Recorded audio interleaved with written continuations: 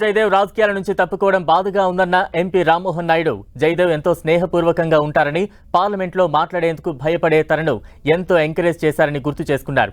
ప్రత్యేక హోదా కోసం జయదేవ్ పార్లమెంట్లో మాట్లాడారని కొనియాడారు. అమరావతి రాజధాని ఏర్పాటుపై ఎన్నో వివరాలు ఇచ్చారని చెప్పారు. పుట్టిన ప్రాంతం అభివృద్ధి కోసం పాటుపడే కుటుంబం గల్లా కుటుంబం అని కితాబిచ్చారు. మళ్లీ త్వరలో జయదేవ్ రాజకీయాల్లోకి వస్తారని ఆశిస్తున్నారని తెలిపారు.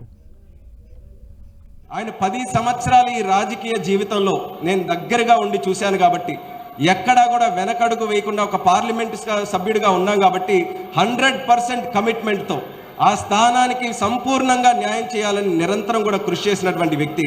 మీకు తెలుసు ఆయన తాలూకా వ్యాపారం కూడా ఎంత పెద్దదో. ఈ రోజు ఉన్నటువంటి ప్రభుత్వంలో చాలా ఇబ్బందులు ఫేస్ చేశాడు. వ్యాపార పరంగా కానీ వ్యక్తిగతంగా కానీ ఎన్నో ఇబ్బందులు ఫేస్ చేశారు. నేను చెప్పగలను, ఇంకెవరైనా వ్యక్తి అయితే ఖచ్చితంగా పార్టీ మారిపోయి ఉండేవారు.